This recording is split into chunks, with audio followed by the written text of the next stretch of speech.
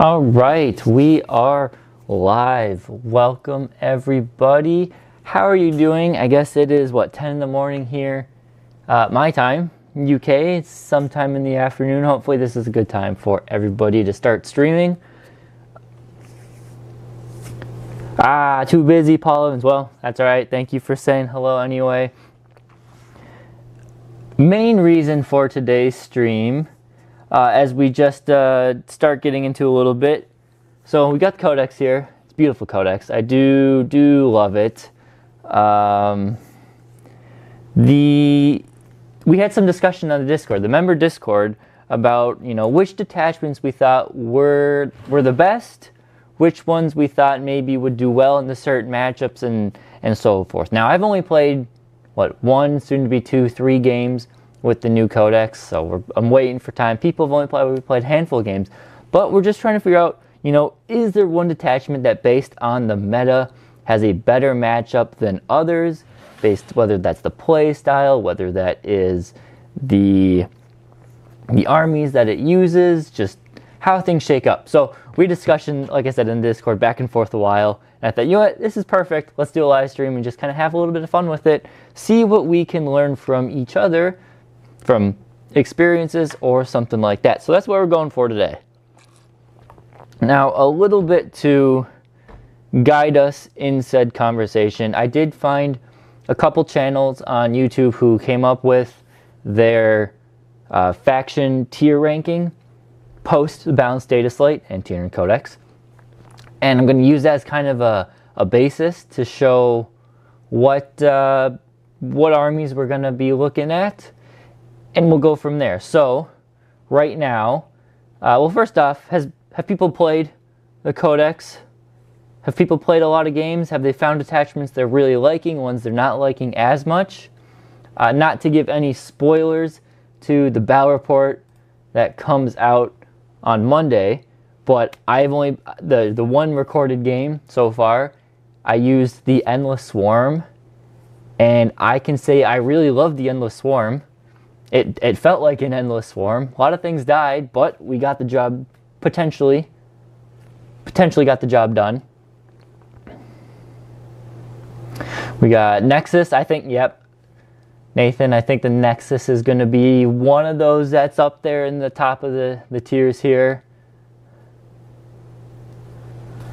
We got the Assimilation, could make monsters more tanky. That's one thing I'm looking at too. Vanguard, Crusher Stampede, but the Emissary, okay, that was one idea I had as well. I like that. Double Norm Emissaries, nice. So we got my Norm Emissary in my simulator chilling here. I'm looking forward to, well, I've used the Emissary. You'll see her in action on Monday. And then in the next battle report, you should see the Assimilator, maybe the Emissary as well. From Australia, hello, Harrison. There was someone else who's from Australia, I thought I saw. We got UK, only Homer. Yes, from, I'm assuming that's Australia.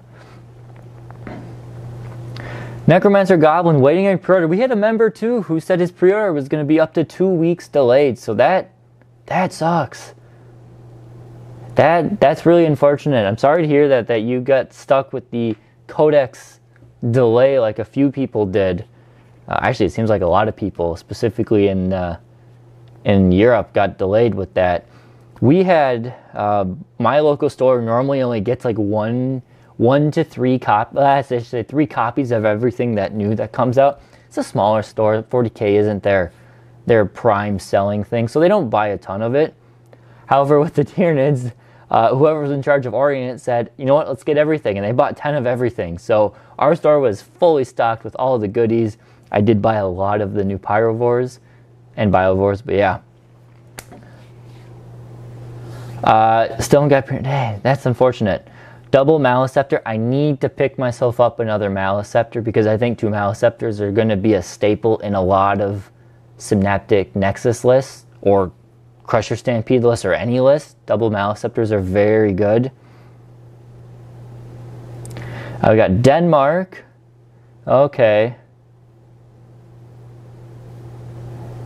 Okay, interesting. Battle Shock, Vanguard Onslaught focused on. I think every detachment really needs to play into Battle Shock with Tyranids. Not many armies in the in 40k right now can set out or deal a ton of Battle Shock out of phase, meaning typical Battle Shock happens the command phase, but Tyranids have a ton of ways to put Battle Shock in multiple different phases. I think that's very powerful because when you start getting a ton of Battle Shocks going, then you are going to be causing Battle Shocks. Your opponent is bound to fail if you throw enough of them out there. GW and the UK are pretty much redoing their whole warehouse. I've heard some of that too, yeah. I've noticed my next army I'm working on, I'm planning, won't even really start it until I've done 2 test model paints. Won't even start that until probably early spring. But trying to find that stuff, all the older models in there are all getting retooled, I heard from GW, so they won't be out for a while. 6 Norn in the Synaptic Nexus. You can't take 6. Well, you could do 3 of each, I guess, yeah. 2 Neuro Tyrants with 12 Tyrant Guard in the Assimilation Swarm. 2 Neuro, well, I guess because the Neuro Tyrants give them, what, +1 to hit? And then if they're Battle Shocked, +1 to wound.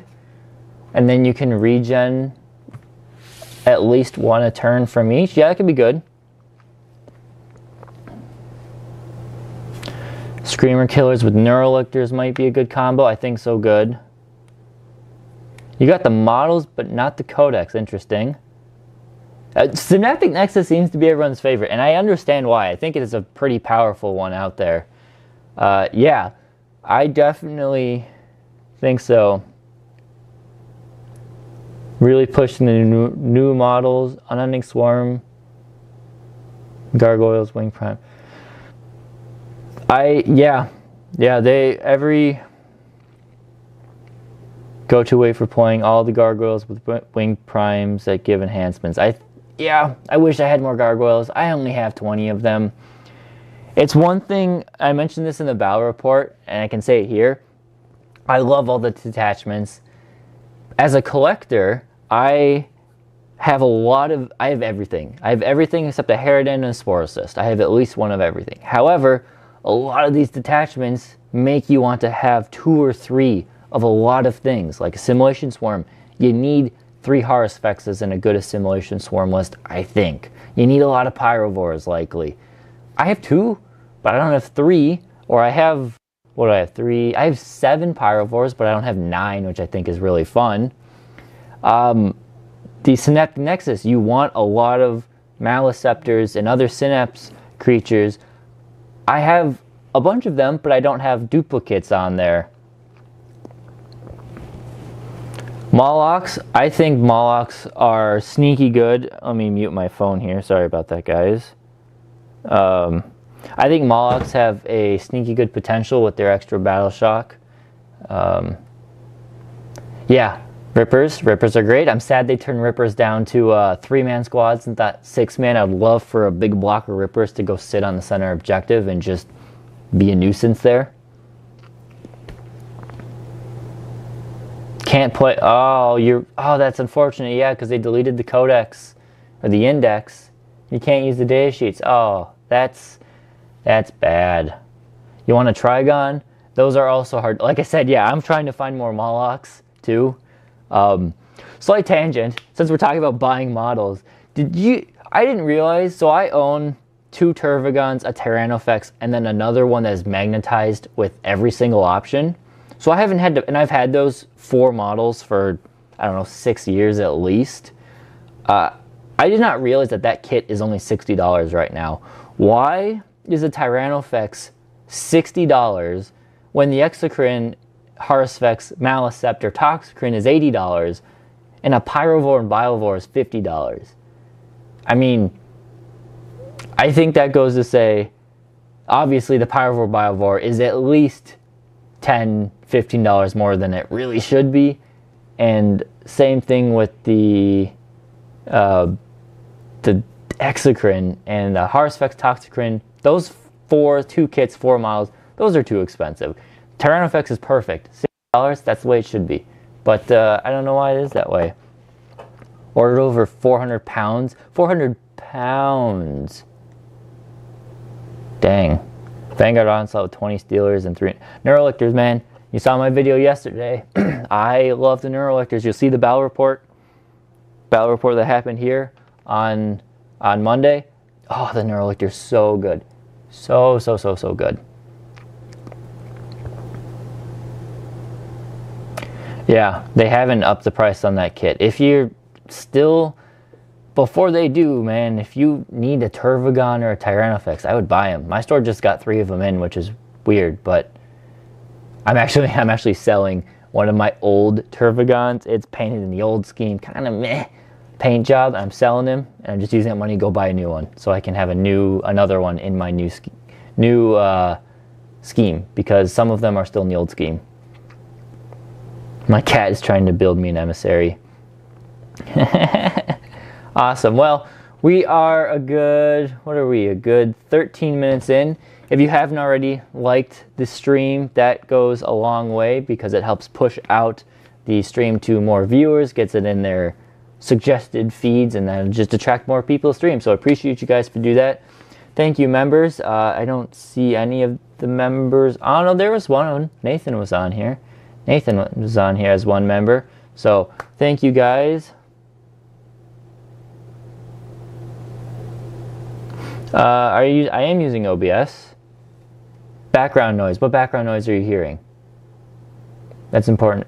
I was not aware of much background noise. You might be hearing my computer that's running the stream is right here. So you might be hearing one of the fans going.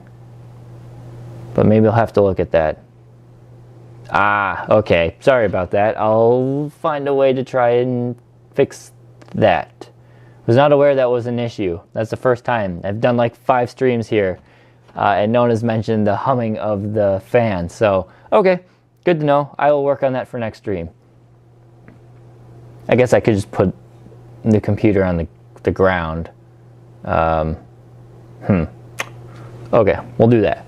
We'll do that. All right, so we got a good chunk of you guys in here. Codex. I'm going to open up to our detachments here.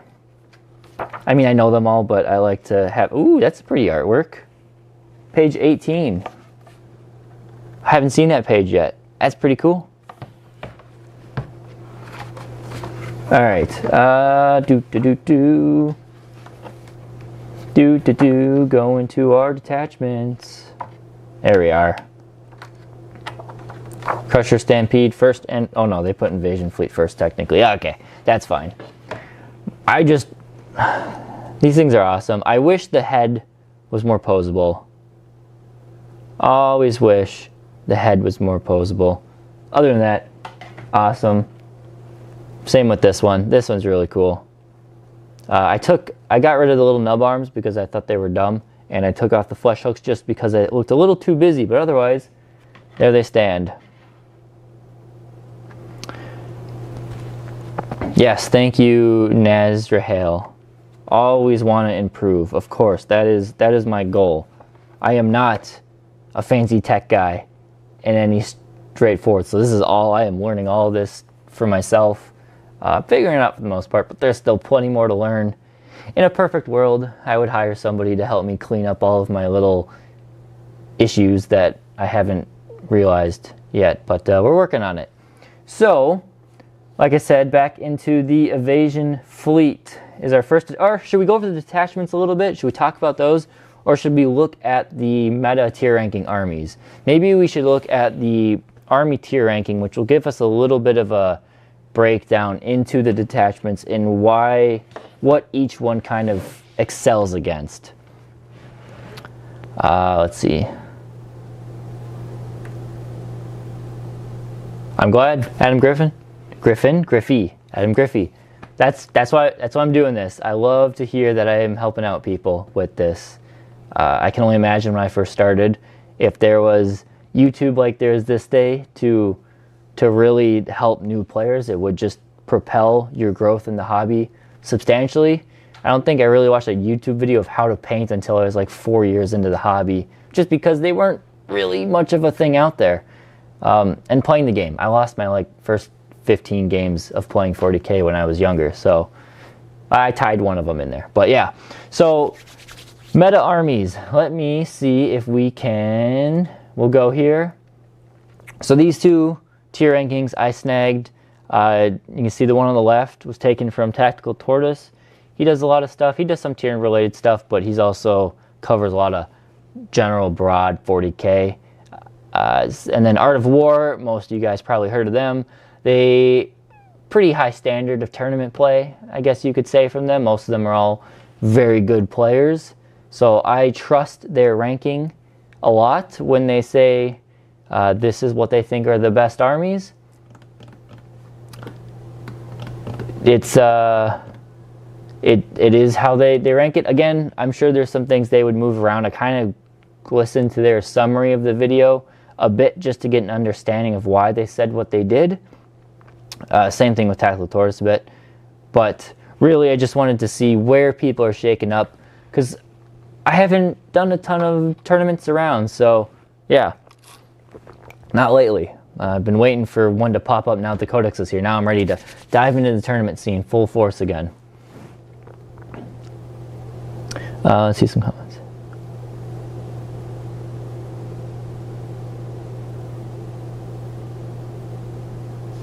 Yeah. Awesome. Thank you, Florian. Appreciate the comment. Carnifex Toxocrine is in stock. Not in the US though. I have a guy who's selling me one. Still more expensive than it should be, but he's selling me one. Yeah. What happened with Dark Angels that buffed them so much? So from my understanding, the big thing that happened with Dark Angels is some of the units they use or like to use got point decreases, whereas some of the units, all the other Space Marine chapters, they don't use them as much. They don't fit the Dark Angels play style. I think Deathwing Knights is a big one. They got a point cut, and they just fit really well into the not the Dark Angel detachment, but the general Space Marine detachment is what people are using to make Dark Angels good now. And from what I can tell, it's just the tanks and the Deathwing Knights got cheaper, which help out them because they're already pretty good. So Eldar unanimous #1. Most people thought, okay, the buffs or the nerfs were great, but they did not hurt the Eldar enough, and I can totally agree with that. I think the biggest thing they should have changed was the whole, I get to reroll a hit and a wound every single time. It should be just reroll a hit, just reroll a wound, or choose one. I mean, they learned their lesson a while back. Salamanders was that way, reroll hit and wound, and people realized, okay, that's probably a little too good, and they changed it to just a wound. It would go a long way if they changed that. I think that would cut down a substantial amount. The point changes are nice, but at some point you really can't just increase the points of everything, because you get to a point where you're saturating it a bit. So Eldar #1, Dark Angels seem to be unanimous too. Necrons are in the top. Then we got what are these? Black Templar. Black Templar here, you guys can see my mouse, right? At Black Templar, Orcs. Happy to see Orcs up there. I think their list still revolves around mass rushing of boys in trucks, which I like that play style. That's pretty cool. I think the big thing that happened to buff Orcs so much is, even though their trucks got more expensive, Custodes got a big nerf, and Custodes with their insane fight first stratagem and their just insane durability, they bodied an Orc list all day and night. And now that the Custodes got nerfed a bit, that allows the Orcs to rise up a bit here. Chaos is still good.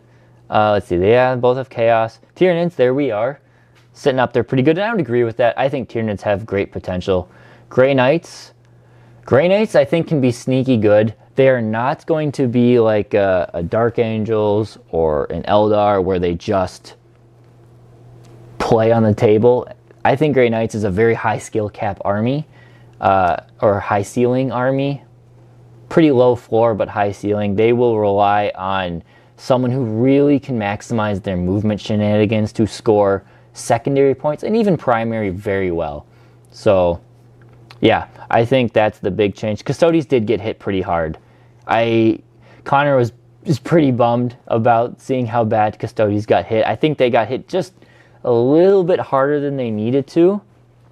I thought for sure the Fight for a Strat they needed to change that somehow, and they did. But then a lot of points increases was we'll see, maybe a little too heavy-handed. We'll see how they shake up. Genestealer Cult seems to be conflicting here.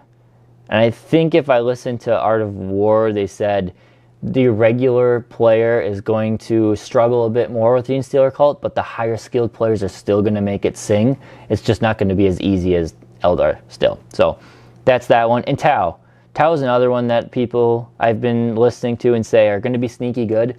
They're not going to be like 9th edition Tau, or they're not going to be like 6th edition Tau where you just dump bodies on the board and they shoot you off the table. They're going to have to play a bit more tactically now, but they do have the resources with their point drops to play a good game. They're going to struggle in primary a bit because they're not at all a melee army, and you need melee a little bit. Just a little bit of melee to help with trading primary objectives. A Custodes player at one of my local shops here said he wanted to transition to 30k after a game with the balance update. Ooh, that's unfortunate. Yeah, well, we'll see. We'll see how they shake up. I think they're still going to be okay. But they're just not going to be as oppressive. Maybe they'll get some point tweaks later on. Yeah. What do we got? They got hit on the free strat. Yeah. Yeah, the Mortal Wound change is also a big one. That's a big one that hurt them too. I forgot about the 4+ Mortal Wounds is not nearly as effective now. And then Impact Quake. By the way, I'm kind of new to Warhammer 40k. Welcome to the great hobby of 40k. Just collecting armies. Should I make 2 Carnifexes or 2 Exocrines, or should I go one of each?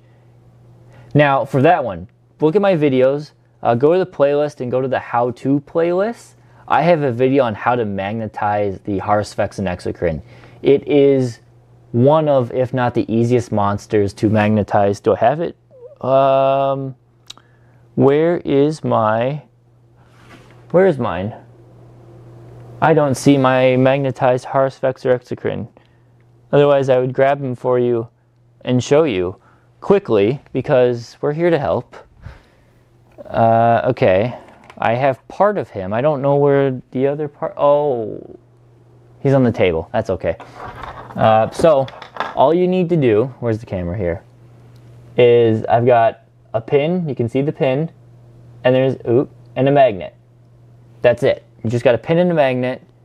And then you have, obviously, you have your punchy claws with a magnet. Trust me, it's...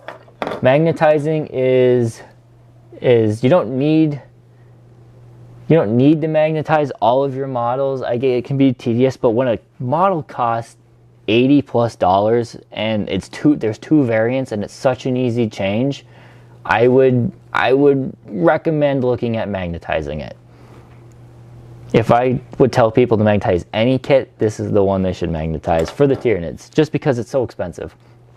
But yeah, if not, do one of each, because they're both very good right now. But if you can magnetize it, I would do that.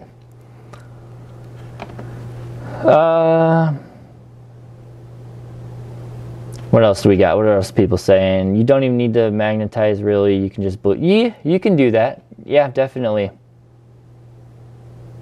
I love your island of optimism. I have been known to be a relatively optimistic person. I like to look at the bright side of a lot of things.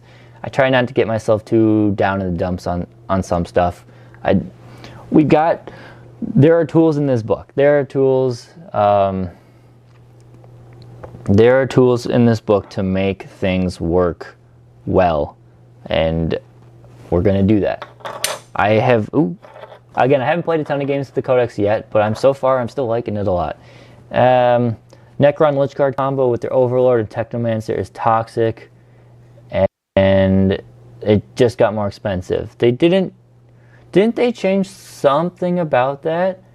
They changed the reanimation strat, I think, so it's not as crazy. Still good, but yeah. What was 3D printing Tyranids? What is with 3D printing a Tyranid army when the costs are so high? Yeah, part of the 3D print. So there's two things with 3D printing for bugs specifically is we have a lot of multi-part plastic kits. So a lot of people like to print the extra parts so they can buy one kit and they can be half 3D printed, half GW, and you can save that way. Some people just print the full things. If you're someone who just prints your models and plays your game, that's fine by you. I have a few fully printed models, and that's the way it is. I try not to buy exclusively from that. My philosophy is I love 40k. I love the game. There's a great community around here, and my local stores are awesome. One of the local stores I go to, I typically buy from 2 places, and I resort to GW for the third one if I have to. The first place is a smaller store that I've been going to since I was a little kid. They have all sorts of hobby. It's more of a hobby store, not a game store, but they got games and they got some 40k. So I've been going there since I was a little kid. So I like to support them just because they are a small family-owned business. The other one is a place where majority of my tournaments I go to are hosted. So I will buy from them to support that store because they have a great tournament scene, a great community that they're really growing. It's a store I wish I had when I was a kid when I started playing, because where I grew up as a kid, it's like 10 minutes away from there. So it's nice to be so close. So I want to support that one. And then if I had to buy from GW because no one else has it, then I will. But yeah. Do you have any of the ancient armor cast models? No, but my friend Calvin, you've maybe seen him on the channel once or twice. He plays Thousand Suns and World Eaters mainly. His dad has some of those. He's got some of the old metal original models because, yeah.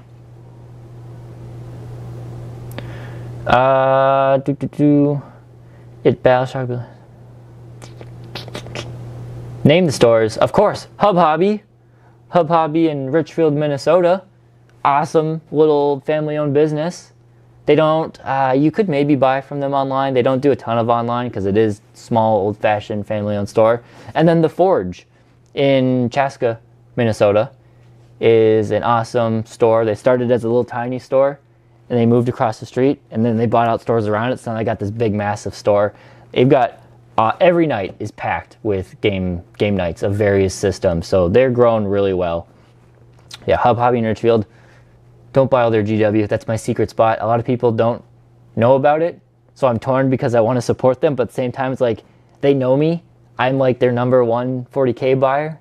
So when new stuff comes out, I just give them a call like, hey, can I get this? And they're like, oh yeah, we'll put some on sale. We'll reserve some for you. So they're my little secret stash. I like going there. They provide a discount. Most stores in our area stopped providing discounts to GW once COVID hit. I guess just, prices, all that stupid inflation stuff that happened. I understand it, but Hub Hobby stays true. They're 15% off GW products, not paint. So I purchase it when I can from them. And Hub Hobby has a very nice reward system where, you spend a lot of money, you can get a bunch of money back. I think it's like every couple months I get like a free $50. Now I do buy a lot of 40k. So, yes, but I get a free $50 to spend at the store. Forge, never been in the store. Sounds like new to Kane. You're local-ish to the area, but recommend the Forge. Southwest Metro, awesome store. Lots of tournaments there. We normally have like tournament at least once a month, if not twice a month there. All right. Carnifexes. Besides the one I've got 3 others glued together. Yeah, those ones are tough. Carnifexes are tough because they do have so many options. I do like magnetizing them. What I've done on some of mine is I've glued one set of arms and I've magnetized the second set. So they have some variety. I think, I'm an engineer for work, product engineer for a company. Won't give out too many more details, but yeah, I design, test, validate products for a multi-billion-dollar company. Yeah, so it's a lot of fun. I love my team. Can't complain. Not too stressful, not too boring. Perfect place to work, in my opinion. I think right now, people, for Carnifexes, we can give Impact Quake a suggestion. I think the Crushing Claws and either Venom Cannon or Stranglethorn Cannons are probably the best combo for Carnifexes these days. I'm a bit of a madman and I love my double DACA Carnifexes, but I know they're not everyone's cup of tea and they don't always do that well, but I do really like those, especially in the invasion fleet where they can get those lethals and sustain hits. But yeah. Yeah, Harpy's another easy magnetization. All right, well, we've chatted a lot here. I'm loving the chatting. It's pretty fun. Let's go. Oh yeah, so I guess we still have this on screen. So let's talk about some of these. Oh man, you guys just have so many questions. I love it. I love questions. Any of the Forge World Tyranid models good for play painting? I don't know about that. Maybe with the I would say both the hero duels had play. You can kind of see them. Oh no, you can't on the screen. See them on the back shelf. I like them. I think they have potential, but with their recent point hike, I don't know. In a Crusher Stampede list, I think is the best place for the Forge World model. All the Forge World. Harridan, Harpy, or Harridan, Hierophant, and Scythe and Barbed Hero Duel, I think all have excellent play in Crusher Stampede. But yeah. Make a video again for 1015. Yeah, I can work on that, definitely. That's a good idea. That is definitely a good. Oh, Forge World Rippers. Duh. Yeah, that's a perfect. Those are the beautiful. I have 3 of them in my in my box over there. Need to build them. I just have so many. I've got like 12 Ripper bases at least, just waiting to be painted because I have so many. And now I can only bring a maximum of 9, so it's like, why work on them when I already have 18 of them or something like that? Yeah, Rippers. So back to this. Eldar are the top, and then I'm trying to think of how we can best go about this. Do I have a pen around here? I don't. That's unfortunate. That is a big mistake on my part here to not have a pen. Sadness. Hello, darkness, my old friend. Okay, well, let's talk about each fleet.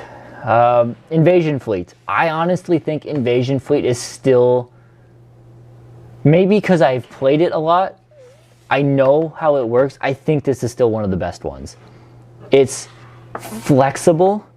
You can bring any army style you want, and the Invasion fleet or your models will benefit from the Invasion fleet. The stratagems are really good. Rapid regen is one of the best battle tactic stratagems we have in the Codex, giving off Feel No Pain over and over again. Now granted, they've slowed it down. Well, they haven't slowed down. Yes, they have. They slowed down our Hive Tyrant a little bit with how much he can do it. I think, yeah, Rapid Regen, Adrenal Surge is okay. Death Frenzy can be good. Endless Swarm can be good. It's just a good all-around attachment. There's a little bit of anything for everyone. So I think if you want an all-comers list, Invasion Fleet is a very solid option. You can build something that will compete with Dark Angels. You can build something that will compete with Necrons. You can build something that could compete with Eldar if you play more on the Swarm side. And it kind of goes for all armies. Unless you fight lots of mounted. Yes, that is annoying. Unless you play... who runs the most mounted? A Chaos Bike army runs a lot of mounted. That's really annoying. Tau, I don't think are the Tau crisis suits still like some weird jump pack, or are they just infantry? They might just be infantry now, which is good. Necrons can have some mounted. Yeah, their destroyers are mounted, which is annoying. That's for sure. Yeah, so I like the invasion fleet. I think it's a great all-comers one. Tau crisis suits are now vehicles. Interesting. Interesting. I've yet to play Tau. I never play Tau 9th edition, actually. We don't have a ton of Tau players here, and I've just never matched up with them in 9th edition, and I have yet to in 10th. So, you know, maybe. Crusher Stampede. We'll look at that one for a little bit. This one, I think this one is probably the worst of our detachments. It's tough to make the...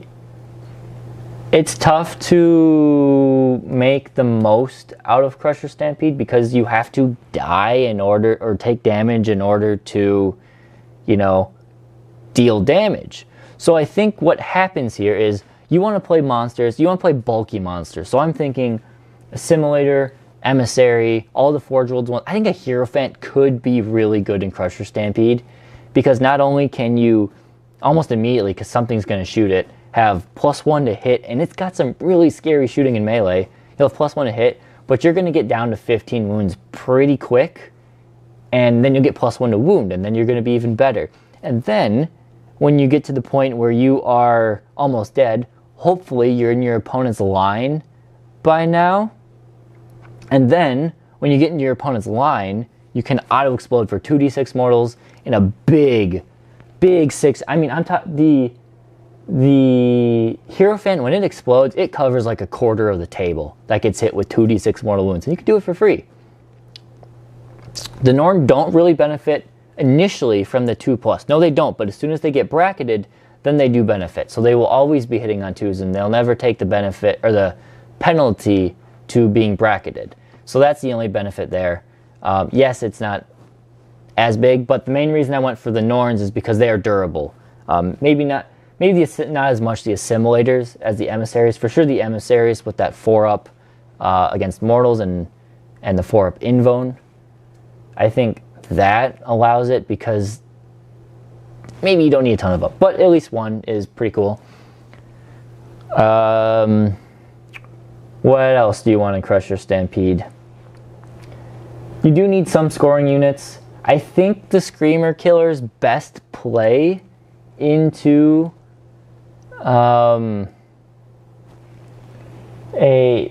play best into Crusher Stampede.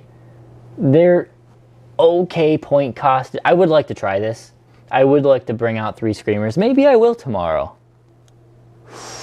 I'm torn. I wanted to play Synaptic Nexus tomorrow, but I also kind of want to play Crusher Stampede tomorrow. You can explode them on... Yes, that is something I was thinking about. Bring up... as overpriced as the Psychophage is, you bring it, and then it gives off a bunch of Feel No Pain, and then your opponent's like, the Feel No Pain is kind of annoying, and then if they shoot it, you auto-explode it, and now all of your monsters have taken 1 wound, and now all of your monsters will be +1 to hit for the rest of the turn, or rest of the game. So that's it. It's got potential there. These detachments are just so CP hungry.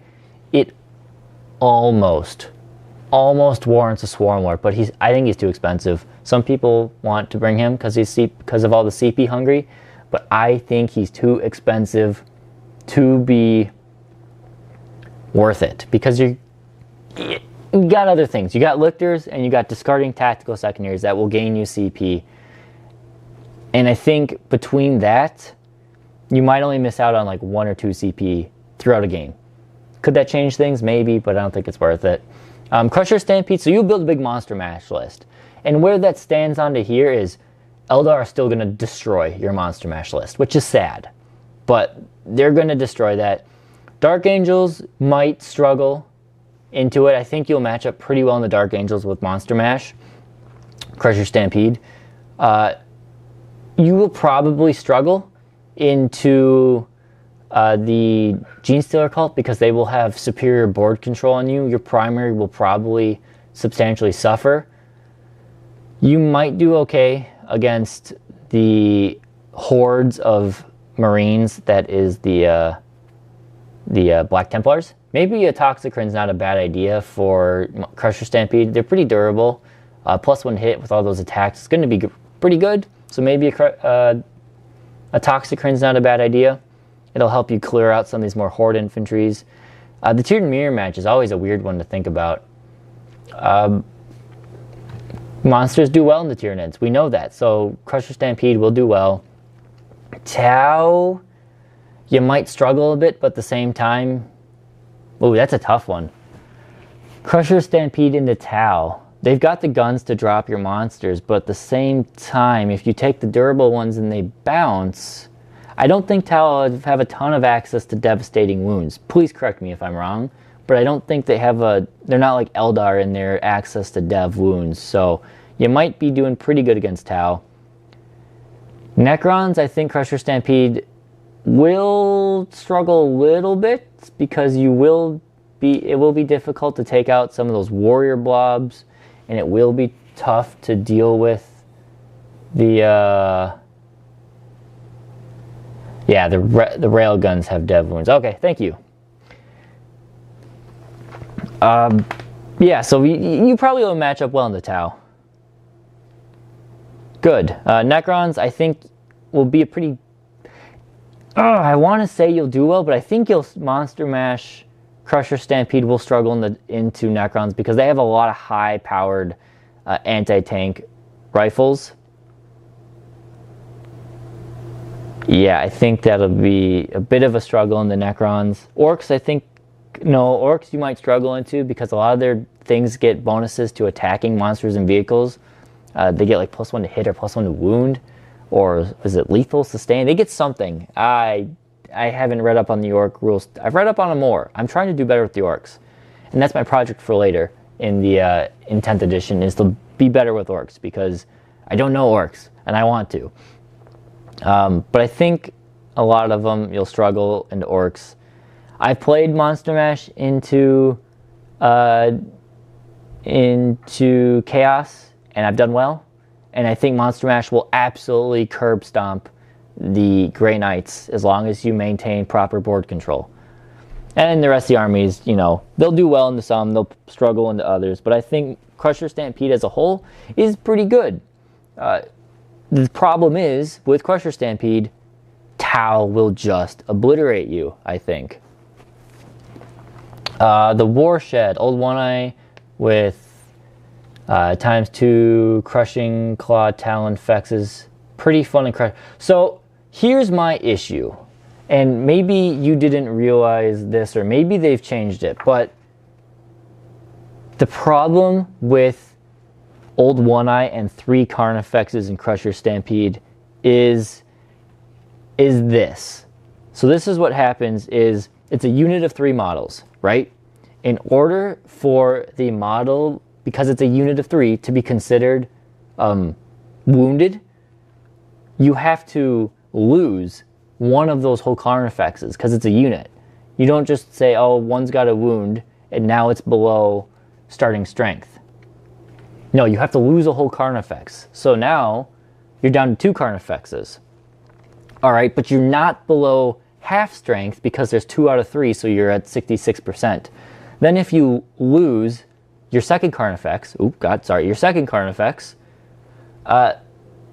then your Old One-Eye is now in a new unit, and if you have a new unit, sorry about the water. Unfortunately, the water pipes are right above the studio, so when the toilet goes, you know, whatever. Anyway, back to my thing. So then Old One-Eye becomes his own new unit. Now he has to take a wound to get the +1 to hit, and then he has to be below half strength before you get the +1 to wound. So unfortunately, Old One-Eye and a unit of Carnifexes is the worst thing you could take in Crusher Stampede to try and get the benefit of it. It's kind of annoying the way they did that. I wish they made an exception for the Carnifex unit here, but unless that rule's somewhere I can't find it, it's that's why I don't like that one. So That's Crusher Stampede. I think it's a good one, but again, Eldar are going to body it off the table.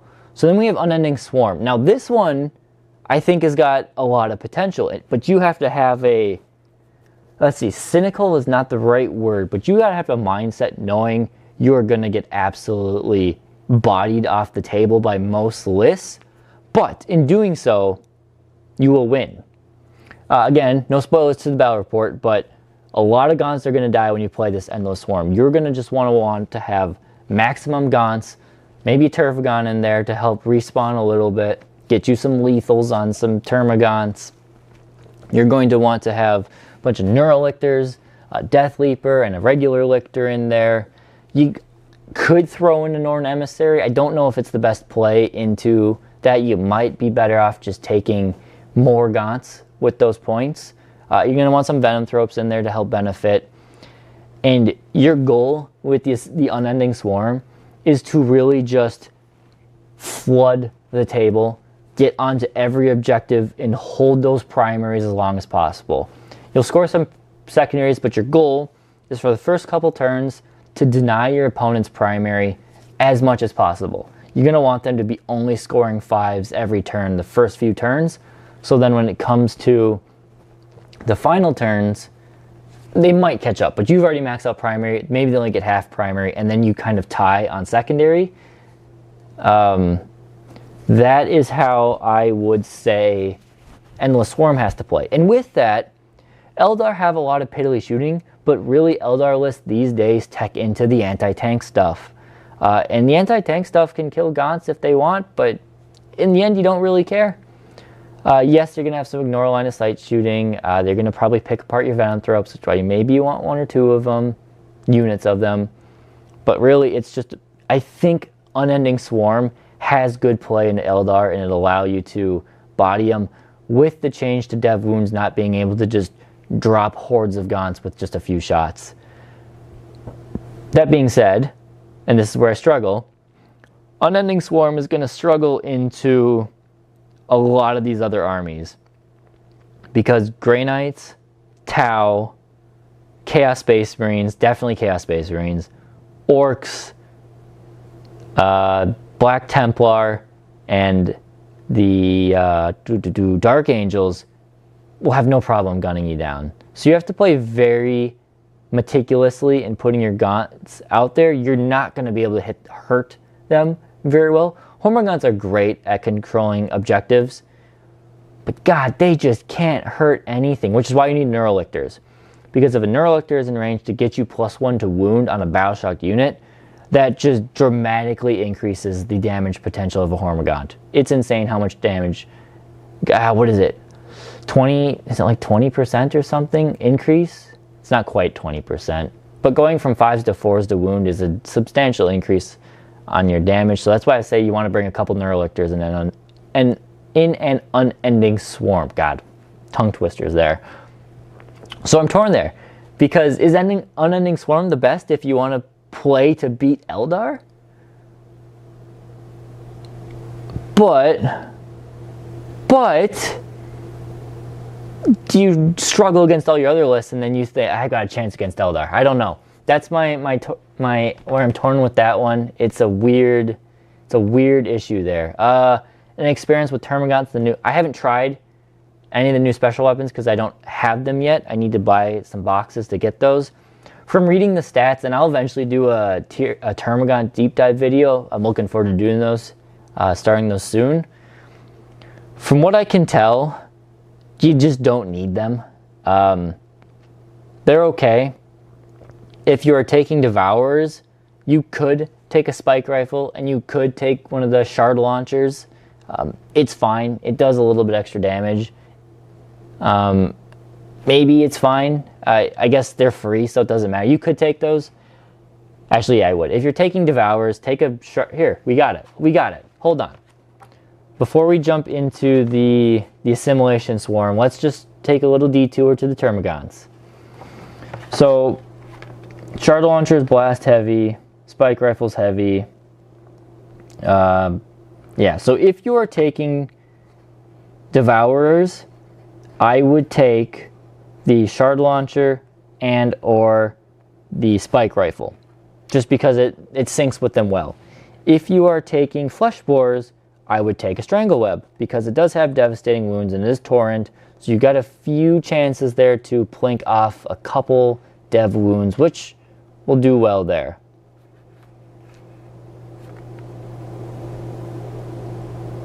Thank you. Thank you, DTM, for the math. I can do math. I'm an engineer, but sometimes thinking on the fly, I need paper. That's why I wish I had my notebook. I had my pen. I could do that math right here. But that is what it is. Thank you. So yeah, I would say if you're taking flesh spores, take the Strangleweb. If you're taking devours, take a shard launcher and a spike rifle. If you are taking spine fist, just take spine fist. You could, I guess you could throw a Strangleweb in there if you want. That wouldn't hurt you at all, but really the point of taking the spine fist is to be able to shoot in melee, and with the Strangleweb you can't do that. But dev wounds are dev wounds. So that's where I would go with the Hormagaunts there. Now we go into the Assimilation Swarm. Let's see. Converting. I've got a lot of gaunts I'm working on converting too. Yeah, it's a lot. The Assimilation Swarm, in my opinion, is the biggest wild card out of all of these detachments. All of these attachments are, in my opinion, pretty straightforward. You've got they're general purpose ones, or they do one thing and they'll do that one thing well. Assimilation Swarm really requires a lot. It's going to require a lot of play to see how it works, because it's got potential to work a lot. You're going to hear some background noise right now. That is my water heater. I have a tankless water heater, and every once in a while during the day, kicks up into gear, heats up water. Should go away here soon.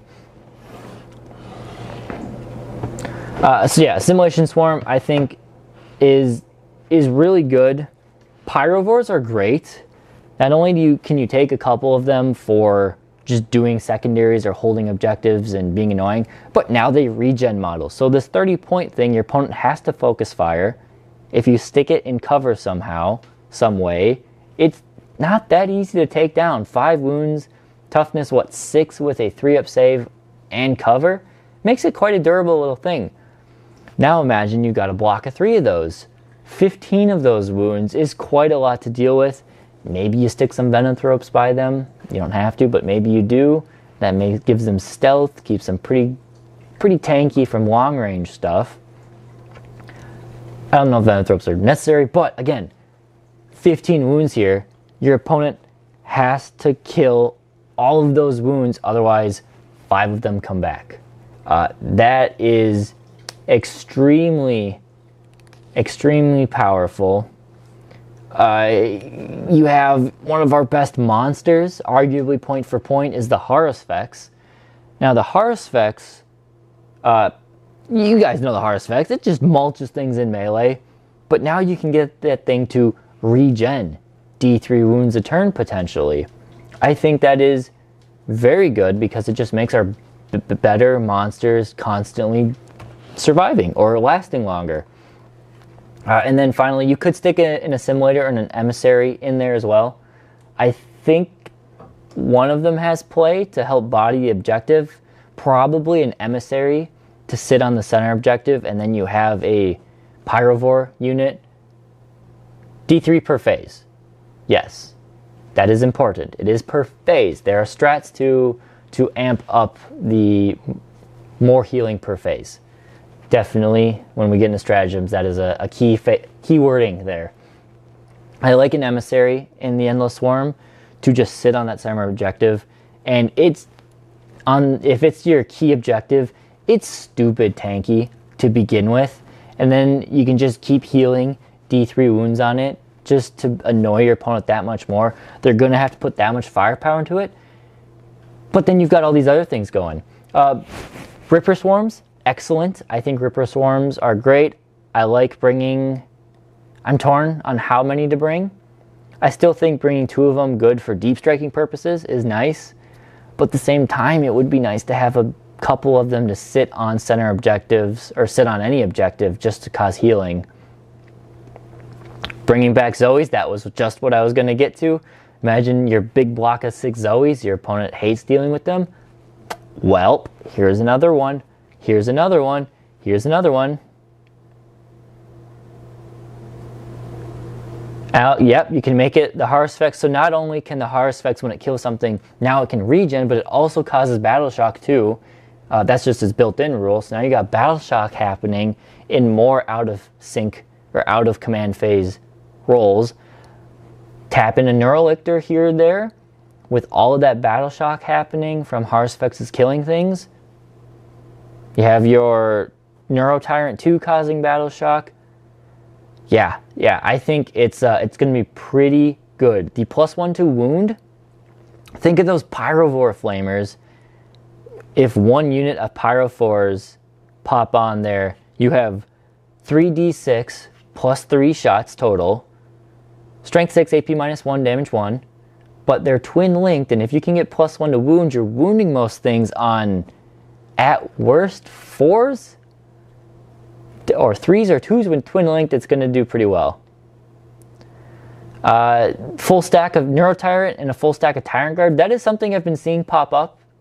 Not only you guys in the chat, but I've seen it elsewhere, people saying, yeah, 6 Tyrant Guard with a Neurotyrant. So the Neurotyrant gives them +1 to wound, or +1 to hit.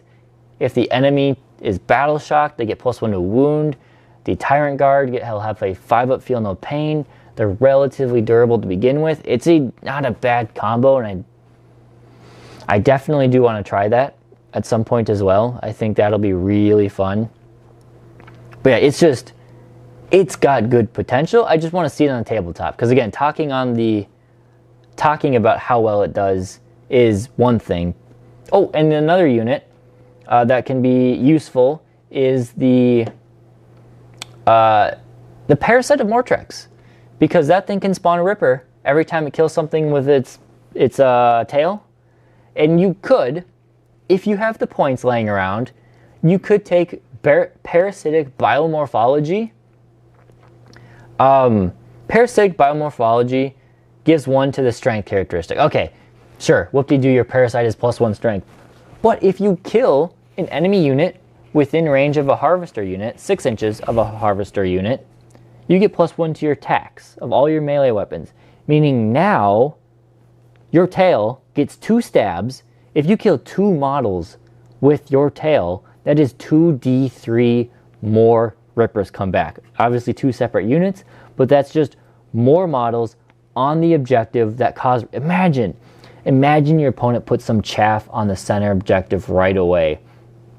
And you run up there with your Parasite, stab it, and then you pop out Ripper Swarms, and then you have that buff, get the Parasite out of there, and then you just keep spawning Spore Mines over and over, and each one of those Spore Mines keeps healing things over and over again. I think it's a good one. I think it's got some fun potential there. The enhancement double regen on melee warriors, that is something I've really thought about. I have thought about the double healing on warriors, bringing back 2 warriors a turn. I think it definitely has play. It's something I want to try. Again, this detachment is the one, I think, since it's such a wild card, there's so many things we have to try with it. The only downside to this entire detachment is that the Psychophage is too many points. That's it. Honestly, that's the only downside I see with this whole detachment, is it makes the Psychophage is too many points.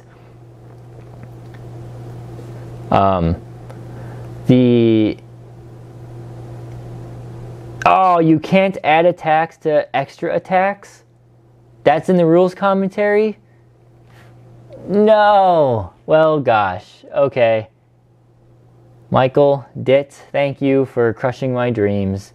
Good. Well, you save the 25 points for something else. Still, I think a Parasite is good to have for spawning Rippers, but you can't do that. You can't add extra...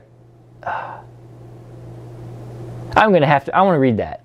I want to read that in that rules commentary. I'll do that off camera because it'll take me a little bit, or we'll do it later. Nah, you'll do it later.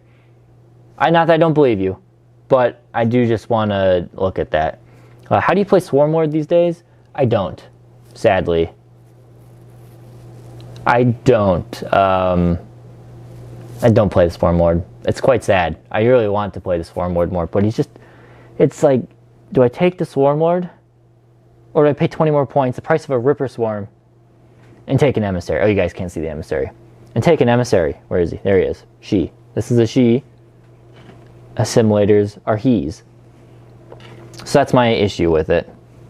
Hey, Blitz Donut. Welcome to the stream. Pain. Absolute pain indeed. Well, yeah, I still think a Parasite...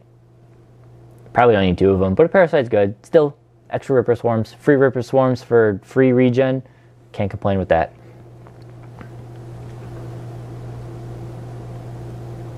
I think the enhancement says 1 bonus attack to all the weapons, even in range. Add one of the strength characteristics of models equipped by models in the bear's unit. The first time the bear's unit destroys an enemy unit in the fight phase while the bear is within 6 inches of one or more harvester units until the end of the battle, add 1 to the attack's characteristic of melee weapons equipped by models in that bear's unit. So... that's in the core rules. Okay. Okay, I'll look there.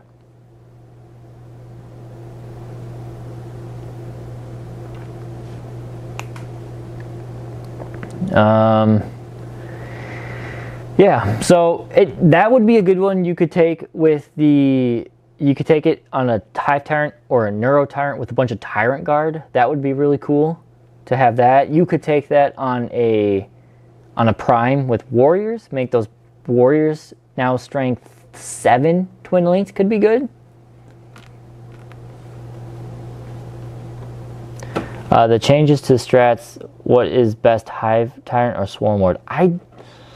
I don't really like either of them. I think the Hive Tyrant for us, because of the points, is still the better option. Because it's free strats, not CP. And there's other ways in 40k to get your bonus CP every turn. So that's why I stick with that one there. Yeah, Johnny V. Vaughn, that's a good way to put it. It's a solid codex, ton of tactical flexibility. So I think the Assimilation Swarm... Oh, and one more question before I finish the Assimilation Swarm. Connor's thoughts on Necron so far? I have yet to be able to beat them with my Tyranids. Connor and I have only played 1 or 2 matchups, Tyranids versus Necrons, and I've won them both. But we do want to do more of those. He's kind of waiting for the Codex before he dives too much into Necrons. He's going to play his Custodians a bunch now. And then when the Codex comes out in a few months, then he's going to dive into his Necrons a bit more. So that's that one. So going to the Assimilation Swarm, again, strats are awesome. I don't know if you need the Tyrant in here. The only battle tactic one is Rampacious Hunger, which is nice to get a free D3 wounds back on something. But that's it. That's the only one. So I don't think you really need a Tyrant in Assimilation Swarm, unfortunately. But Neuro Tyrant Guard could be a combo. So I think this one is the hardest one for me to place. All of the Flamers and stuff, and the Carnifexes, I mean, you're going to do very well into Necrons. You're going to do well, or you're going to do okay in the Necrons. You're going to do well into Orcs. You'll probably do really well in the Chaos Space Marines. You'll do well into Grey Knights. You'll do fine into other Tyranids, I think. Tau, you might struggle with a little bit at first because they've got the shooting to gun down your Pyrovores and stuff. But your big monsters should eventually get to them and clean house there. Gene Stealer Cult, I think you'll do really well into it. All of the Flamers and all of the attacks you get here. All of the regenning to counter their regenning. Carnifexes have no problem just gumming up or launching a whole bunch of Gene Stealer Cult, causing a ton of battle shocks. I think they'll do well there. Dark Angels, you might struggle a little bit into Dark Angels because you don't have a ton of high AP melee. You have a lot of melee, but if they're bringing a lot of Deathwing Terminators and regular Terminators, You will struggle a little bit, so maybe in an Assimilation Swarm, it's worth having a Maleceptor, or it's worth having a Toxocrine or two, just to help deal with that kind of, 3-wound Terminator style body unit. But if you can counter those, that's good. And Eldar, how would they fare into Eldar? I think your Carnifexes are going to get rocked pretty quick. Don't forget about strategic reserves. It might be smart to strategic reserve a Carnifex and a set of Pyrovores, get them close to a flank objective, make it your opponent wait to bring them on. You could rapid ingress one of them. There's ways to make it work, definitely. So I don't know. I don't know how this list is going to play. All of them I'm pretty confident saying, oh yeah, this is how the list is going to play. But this one I just don't know for sure how well it's going to do. I'm torn there.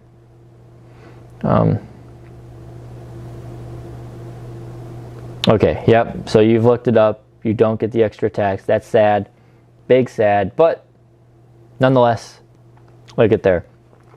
So we have what? Oh, and then we got Vanguard Onslaught. Okay, so let's talk about Vanguard Onslaught. This is, I know a lot of people, this was initially their favorite. I'm not sold on this one, honestly. I think this is a pretty mid-tier one. Maybe some really good players are going to, if they play this a lot, are going to figure out how to make it work. But this list does have one significant caveat. Well, a couple of them here. This list, I think, will pair really, really well into Eldar. Because you're going to be fast, you're going to be able to tie up a lot of their stuff in melee early on. And at least what I'm seeing, the Eldar list, they don't have a ton of great melee. They've got some, but they don't have a ton.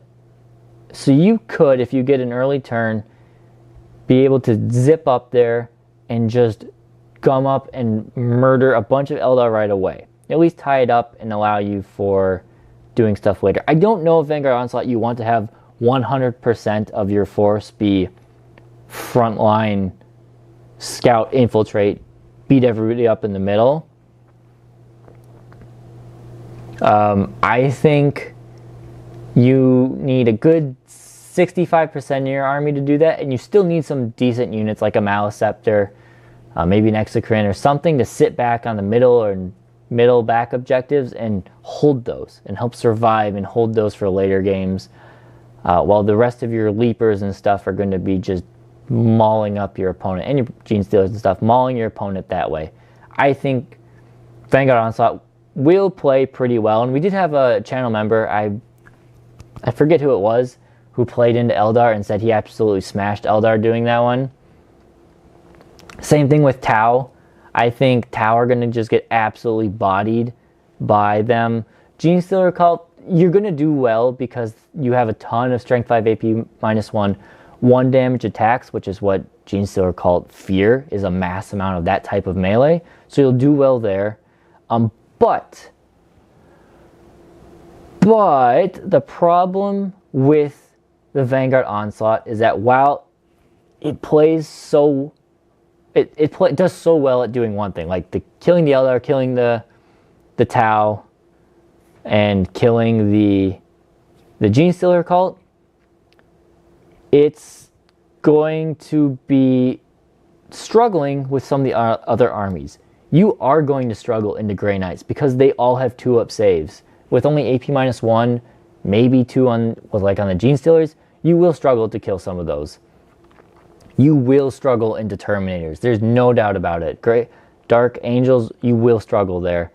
Other Tyranids, going up against a Monster Mash list, you might struggle against that. Maybe not. Depends on the list. If it's a lot of shooting and you can tie up that shooting early, then you're in business. But if it's like a melee monster list with like a bunch of Carnifexes and stuff, that you do not want to be in melee with. So you're going to struggle there. If you go up against Knights, Custodes, Knights and Custodes, both kinds of Knights, Custodes, you're going to struggle. You are going to struggle there, definitely, with that army. So that's my problem with Vanguard Onslaught. While it is really cool, it is extremely matchup dependent, where it seems to be a polar opposite, tale of two worlds. You're either going to crush your opponent or you're going to get crushed. I don't know if there's a good way around it, another way. Let's see, a bunch of comments have been flooding in. Vanguard is going to slap around shooting armies. Yep. Any army that has decent toughness is going to challenge and outscore them early. Yep. Yeah, you're on it there. Also, in Assimilation, Norns could take the rerolls, and instead of the 15, they realistically get +1 to wound. Yeah, that's not a bad option there, definitely. I think Norns are way too weak for their price. Norns are a bit matchup dependent. I don't like Norns as a go out and beat up my opponent type of unit. The way I've played my Norns is they're going to tank. They're going to sit on the objective. They're going to tank. They're going to kill some stuff. And that's about it. They're going to soak up firepower. Yes, maybe they are a little bit expensive, but at the same time, they demand a lot of firepower coming their way when you get them on that center objective. Assuming you pick that one as your key objective. 2 up, 4 up, 5 up, and OC 15 is tough to deal with for a lot of armies. Especially if you position terrain right, or your opponent positions terrain right, you can hide it. Typically, the center objective is exposed, but not from all angles, only from a few angles, so you can counter those angles a bit. I like it. I think Warriors do have potential in Vanguard Onslaught. The advance in charge is nice. My worry with Warriors in general, which is why I'm not fully recommending them, it's nice they get advance in charge. It's nice they can benefit from something like a Chameleonic or Stalker or Hunting Grounds.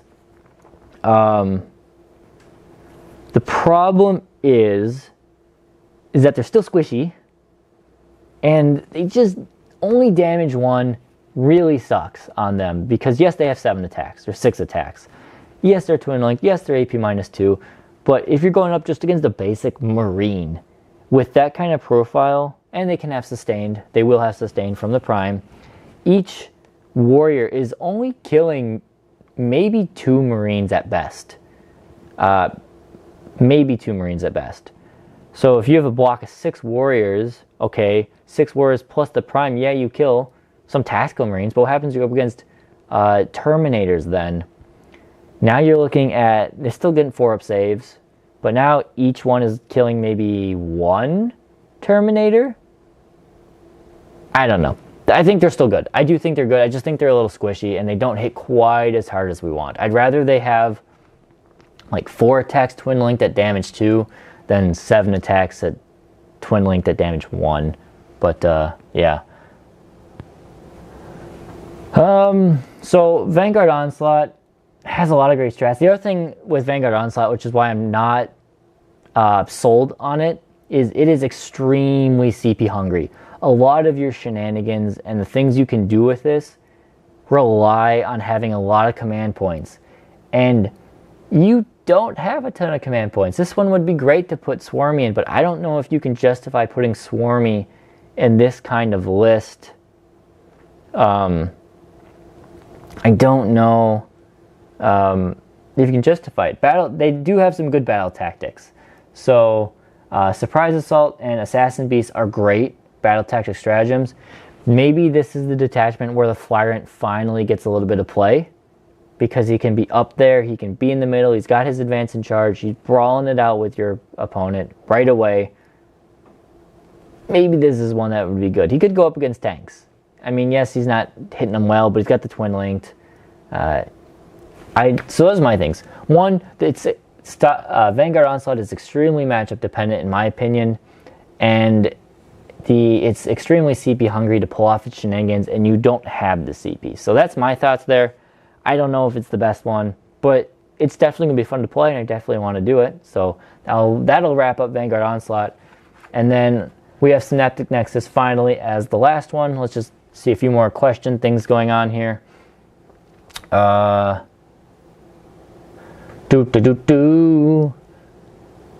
Warriors and Nexus are good too. Synapse Bubbles, give yourself loads of rerolls. Yep, we'll get to Synaptic Nexus. Bunch of cannons. Would you feel better about Vanguard if the Hive Crown Harpy were better? Maybe. That might be if they were a little bit better, that would be cool. I don't know what I need. We need something besides the Flyrant that can punch above strength 5. That's my issue. We need something in the army that is a little bit higher strength in that regard. They're great at mulching the shooting armies who can't deal with them in melee. Great at mulching a lot of the infantry based armies that are typically low toughness. But the higher toughness stuff these things bounce. I've played with a bunch of leapers before, and I've played with Gene Stealers. As soon as the toughness gets above 5 or even at 5, your army really begins to start bouncing off of things. So that's my issue with it. What do you think about bringing some zone tropes with an emissary for cover? I don't know if that's worth it. So the dumb rule with 40k these days is if you can position your emissary so your opponent can't see its tail, then your emissary gets cover. It's not base orientated, which I think it should be. I think it should be base orientated, but it's not. So all you have to do is position yourself in a way that your tail will always be in cover or maybe your claw will always be in cover. If your opponent cannot see 100% of your model, you get cover. And it's got a 4-up invuln, so that's really only helping you out against AP minus 2 weapons, which is, I mean, there's a lot of those. But I don't think the Venomthropes are worth it for... Now, if you've got other models like Gaunts and stuff, that they'll benefit from that, and sure, the Emissary will take it, but you don't need it just for the Emissary. Thoughts on taking multiple Norns? Did I answer that one already? I don't know if I did, or maybe you... I don't know. Maybe 2 Norns. The problem is, I mean, 1 Norn for the center objective, great. The second one isn't that good at hunting. I would maybe prefer an assimilator for the hunting, because you could start him in strategic reserve. You could either rapid ingress him or have him pop on the side, and then you could use your little harpoon claws and try and launch onto a vehicle. Get yourself a 7-inch charge out of strategic reserve. I think that's more so the play. Oh, did I finish painting him? I think I kind of forgot to paint his brains a little bit. Oh, sorry. That's the way I kind of look at it. I don't know if the Emissary is the best one for going off and hunting. It could be. I mean, it's good. It's just if it gets up to a toughness 10 thing, it's kind of like, well, shoot, I got a bunch of wet noodles here against toughness 10. So that's my issue with the Emissary. Still good shooting, but yeah. I hate it that they limited them to 6, both ones, and why melee is more expensive than... Oh, I think you're talking about warriors? They limited... Yes, I don't like that they limited the units down to 6. I mean, you got Raveners dropped down to units of 6. I think the reason they did that is they didn't want a stratagem to be too efficient. That's the main reason. I know they could have easily just done the cost of if it's got more than 6 models, then the CP costs 1 extra, because then it doesn't punish the people who aren't abusing strats on them. But that's the main deal there. Is I don't think they wanted they wanted to stay away from Death Stars as much as possible, so they didn't want one unit to benefit too much from one strat or one ability. Got a lot more value out of ranged warriors. Oh, range in general, I think, because we're going to start talking about Nexus, which is a very good shooting one. Mazda, actually 220 points for 6 zone thropes with blast. Kill maybe 7 marines shooting, 3 damage, blah, blah, blah. For 200 points, 9 warriors with blast kills almost the same. Fall back and free, 4+8. Yeah. That's true, because you get all that cool blast and all the special weapons. Oh, definitely. I think you've got some advantages. The big thing with the difference between Zoanthropes and Warriors is the Zoanthropes have those lances. And if you need the lance type weapons, the Warriors can't really do much there. But yeah, if you're going up against infantry, if you know you're playing, like if I know I'm playing Genestealer Cult, I will take ranged Warriors all day over Zoanthropes. There's no reason to take Zoanthropes against something like Genestealer Cult. You don't need them. The ranged Warriors do plenty good there.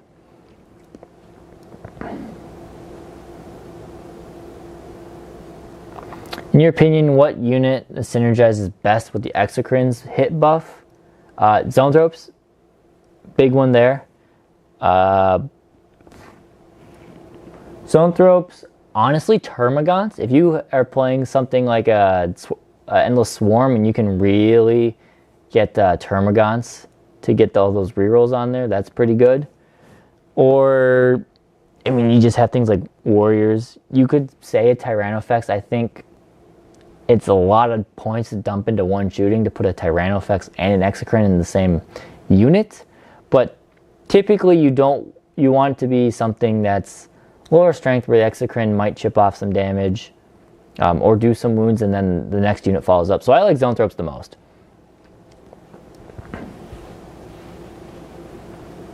I think Zoanthropes benefit the most.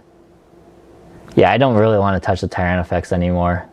That points buff just seems ludicrous. It's stupid. It's stupid that they buffed it so much with its decrease in damage. Oh, I see what you're saying. Yeah, 6 Zoanthropes to start. And then, yeah, you probably don't need many more after that. Now, let me get a drink of water. Hydrate, don't dehydrate. All right, we are on to Synaptic Nexus. Seems to be everyone's favorite. Now, Synaptic Nexus has its Synaptic Synaptic Imperatives, which are good. You get 3 of them. You typically use these on battle rounds 2, 3, and 4. Maybe you'll use them on 1, but likely 2, 3, and 4. Your 5-up invuln, your +1 to advance and charge, and while unit is in the synapse range, you get +1 to hit in melee. The real thing behind Synaptic Nexus that is so good is the Irresistible Will Battle Tactic Stratagem.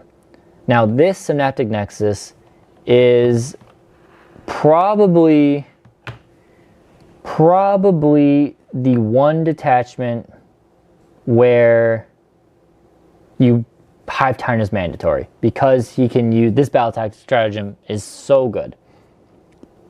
It says until the end of the phase, each time a friendly Tyranids model makes an attack that targets an enemy unit, if the attacking model's unit is within 6 inches of your synapse unit, reroll hit rolls of 1 and reroll wound rolls of 1. I forgot to mention you have to target one of your own synapse creatures. So you have your little beacon of synapse. Well, bam, everything within 6 inches of that gets your real ones to hit and wound against an enemy unit. That's really powerful. I mean, yes, use that on Zoanthropes if you're going after a vehicle for lances.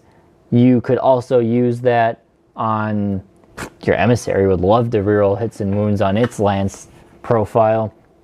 Your Exocrines already are rerolling ones to hit and wound against some, or well, they aren't rerolling ones to hit. They will give reroll ones to hit, but for that, reroll ones to hit and wound from an Exocrine, if that thing's already standing still and it's shooting Terminators, you're gonna be, you know, twos and threes, rerolling ones for all. That's pretty good.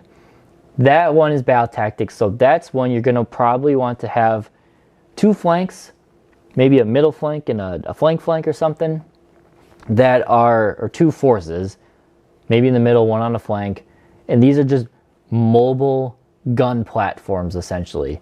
All these other stratagems in here are useful, but really you want to be using this Irresistible Will every single turn you're shooting. You've got your Maleceptors. Those things getting reroll ones to hit is it's all very good. And Irresistible Will is the whole shebang behind battle tactic strats. Been talking for a while, sorry. Irresistible Will is the whole shebang behind Synaptic Nexus. That's what makes it so good, is that stratagem. The other ones are okay. Synaptic Channeling, it's fine, 90 synapse range, sure. Smothering Shadow's kind of fun. That one synapse unit from your arm within 12 inches of the enemy. Roll 66 for each 3+ unit suffers a mortal wound. That's after your opponent suffers a battle shock test, so you get some mortal wounds off there. If you've got an enemy unit on, I don't know, 1 or 2 wounds, and you're going to call on the Shadow of the Warp or something, you have your Neurolictor doing it, bam. Then yeah, it's a good one. It's a good one. It's a strategic ploy, obviously. It's why it's called that. Reinforced Hive Node is fine, but I feel like a lot of the units you're going to be bringing already have Invones, so you don't really care too much about that one. Override Instincts and Imperative Dominance are fine, but not necessary for most of the time. Yeah, the Neurolictors, this list, you're going to want Deathleap, you're going to want a pair of Neurolictors, you're going to want a pair of Carnifexes, a pair of Exocrines, maybe 1 or 2 units of Ranged Warriors, 2 units of Zoanthropes. This is a serious shooting potential. I think, maybe not the most competitive option, I think a Assimilator is a great option for the Synaptic Nexus. Maybe not so much the Emissary. Emissary is fine, but I just think having a Assimilator to do, well, Assimilator things. Go punch stuff, you'll get reroll ones. You could get real ones to hit and wound. Well, you're probably already killing stuff with all that shooting. But having this just be a threat that your opponent has to deal with when you've got all this shooting going around is pretty good. Yeah, that's another important thing. The Walk Tyrant to give assault off to all those weapons as well. That's another very important part. Put him on your flank that needs to move a bit faster. Now that whole bubble will have reroll hits of 1, reroll wounds of 1, assault on all of their weapons. It's very, very powerful. Very powerful.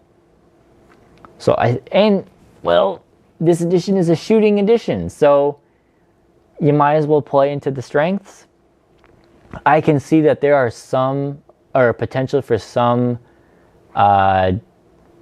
game mat deployments where they're going to play pretty heavy. If I remember right, some of my members, you guys were complaining about how dense terrain is over in the UK, or maybe it's Europe in general. You guys play super dense terrain, so maybe having a full army that relies on shooting bubbles is not the best. If you play an area where your terrain is a little lighter, that favors shooting a bit more, yeah, this is going to be a powerful detachment for you. And that, so like I said, all these attachments are pretty straightforward how they play. Synaptic Nexus, just you shoot. You bring those units, you shoot with them, you cause some battle shocks, and you have a great day. I have a couple things for scoring. Oh, Pyrovores. 3 individual Pyrovores are also going to be very important for this to turn off cover of your key units that you're shooting with Irresistible Will.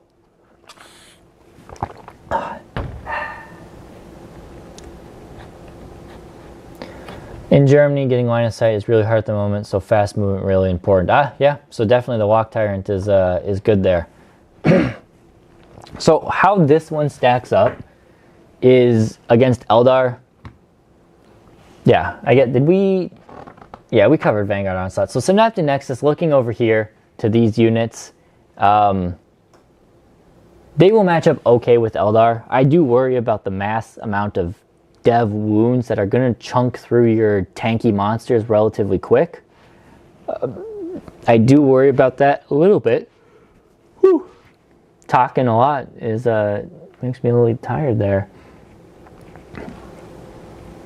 Oh, Smothering Shadow with the Screamer Killer. That's kind of fun. That is pretty fun, actually, yeah. So, I think your matchup's going to be pretty 50-50 into Eldar. I think you can deal a great punch, and you could probably be able to take a punch too, which is why I think maybe an Assimilator is not a bad option if the points are there. I got to check my my Nexus list and see if you can. Right now I have one of these in there. One of these to say go against Eldar. Strategic reserve it, maybe, and rapid ingress it and threaten your opponent's tanks with this thing, because they're going to have to deal with it. Now, they will do a good job of dealing with it, but they're still going to have to deal with it. Maybe it's not a bad option. Stalls your shooting for one more, or allows your shooting to keep going off for one more turn. So, I do like that. You could go simpler, like Alex is thinking here, and some Screamer Killers. Or maybe even Trigon.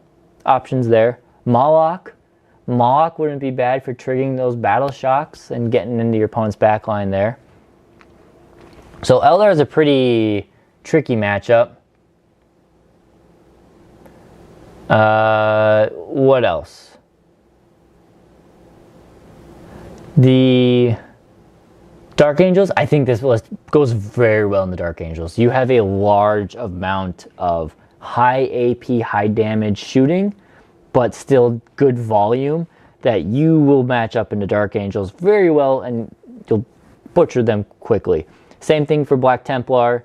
Genestealer Cult, you might struggle a little bit, but that's why you might want to take some Warriors to have that low volume, or high volume, low damage shots, but still quality shooting there. Warriors could help you out there, and you got the Zone Throw Blast too, which will make quick work of with a lot of them there.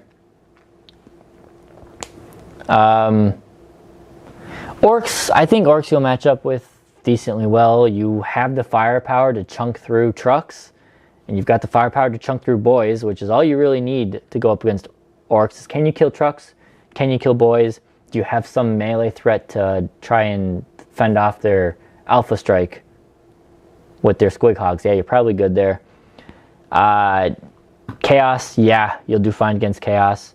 You might have a bit of a shootout with Tau.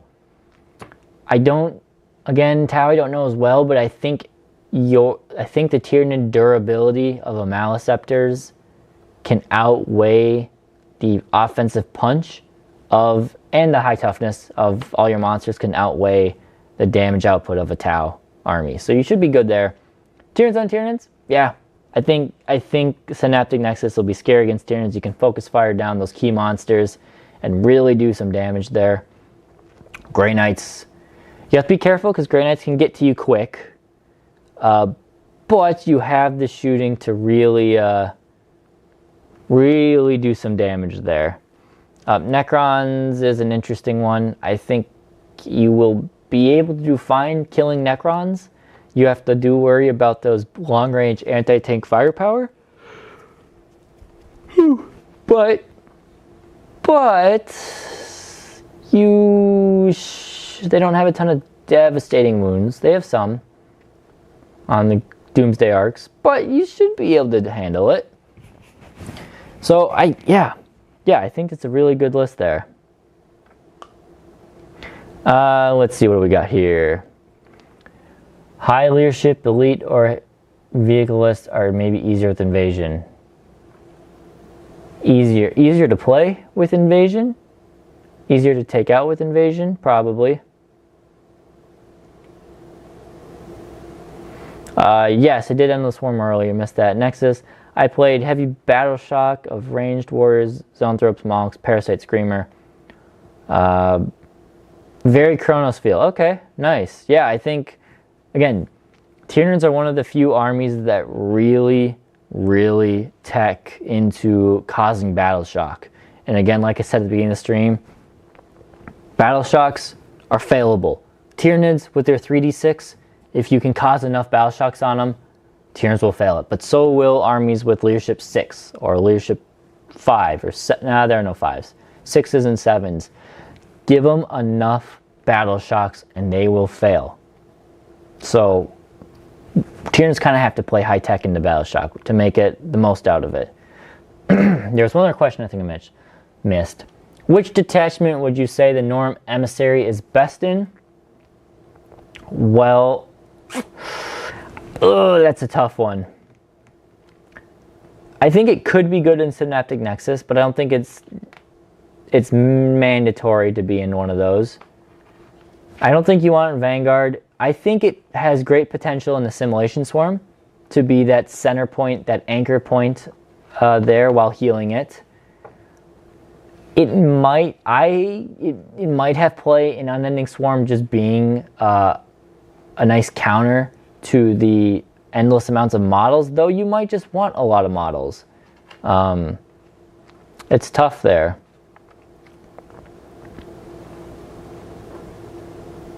So when I played Endless Swarm, Chris, I had 140 gaunts. And that felt like enough. I didn't play perfectly. I definitely made some mistakes. I didn't play perfectly, but I think that was a good amount because I did spend. I might have spent 6 CP on regenning, 60 of them. Or did I spend 4 CP on regenning 20? I can't remember. You have to see the battle report on Monday. I do really like the Unending Swarm. Crusher Stampede, not necessary for the Assimilation. I think for the Emissary, the Invasion Fleet, the Assimilation Swarm, and maybe the Synaptic Nexus are the best ones for an Emissary, I would have to say. That would be it. So, if I had to rank these detachments, right now, let's see, can I do that? Let's move this over here. I kind of like Art of War's ranking a little bit more. Sorry, Tortoise. Let's do. Oh, well, there we go. So we'll just rank them like this. So we've got, this is going to be super janky, but bear with me, guys. We're going to make one of these. I should have done this ahead of time, and I don't want to pull up my tier ranking, the tier ranking app. S, A, B, C tier, or we can number them as, we got 6 detachments. 1, 2, 3, 4, 5, 6. We'll rank them that way. And S tier might have a couple in there. We'll just call this Tyranid Detachments. Again, as I am setting this up, I appreciate all of you guys who are here for today for the stream. We've had a good number of concurrent viewers and a great number of viewers who have popped in and been along chatting, a couple members in there. Did I miss any super chats? No, I didn't. So no super chats I missed. Good. I don't want to ever miss those if someone popped them up. But thank you all of you for hanging around the stream. We got like 20 minutes left for me. So I'm looking forward to it. Oh, you guys hear my puppy? Hopefully, puppy will stop barking here soon. Let's get into this ranking. So S tier. I don't know if the S tier, I'm still going to say it's here. I am going to put the Synaptic Nexus up here. I think it's really good. And also in terms of ranking them as number 1, I do think just the way the meta works, right now, I think Synaptic Nexus is probably the most powerful. Oh, thank you. There. I don't miss the super chat. I got it. Adam Griffey, thank you so much for the $5. Thanks for all the content. I'm happy to do it. Honestly, this stuff, doing this channel makes me a better player. I noticed it on, yesterday I was finishing up editing the battle report. And I have realized, Connor is always asking me, like, it seems like, yes, I play more games than him, but I'm getting pretty good at the game. Not that I was horrible before, but I'm getting pretty good at the game. And I'm noticing a part of this, because whenever we record battle reports, I have to edit all those battle reports. I get to see all of the mistakes I make, and I can kind of learn as I'm like, okay, when I did that, that was a horrible idea. It didn't go well, or that was a really good idea. I should learn to do that again. It allows me to kind of rewatch my games and learn from it, do it well. So, and even diving into all of these detachments and stuff, it allows me to really pick through the nitty-gritty stuff and try and learn the most and help you guys. And you learn the most by teaching. So I'm happy to do it, and I'm glad you guys appreciate it. Thank you again for the $5.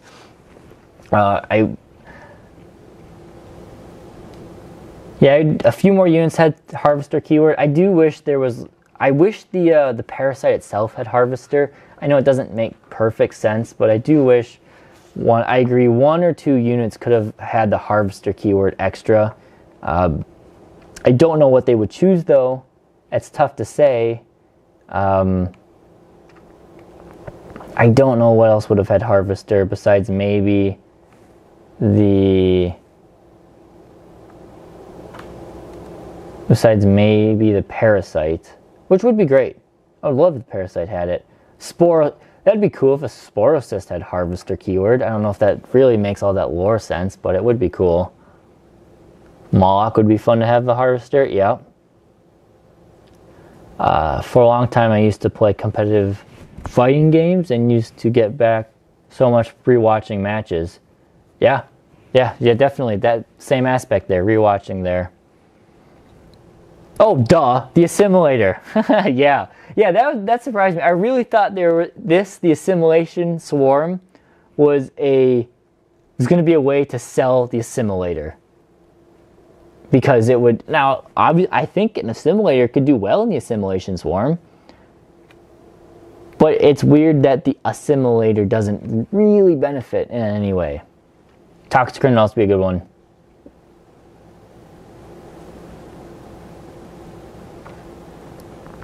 Yeah, similar.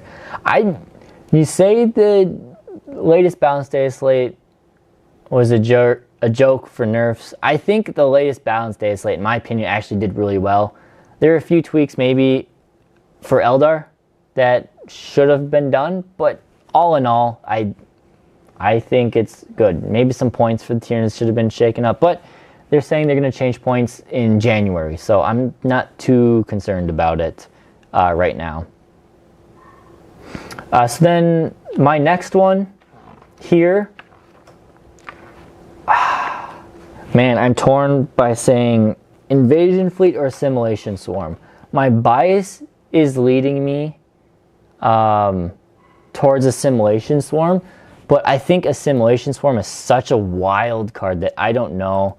So I'm going to put Invasion Fleet as number 2. And I'm going to put it as an A tier here as well. Mainly because we know what we have out of the Invasion Fleet. We know it's a good all-rounder. It just damage boosts most of your army against most of your targets. So I like that one.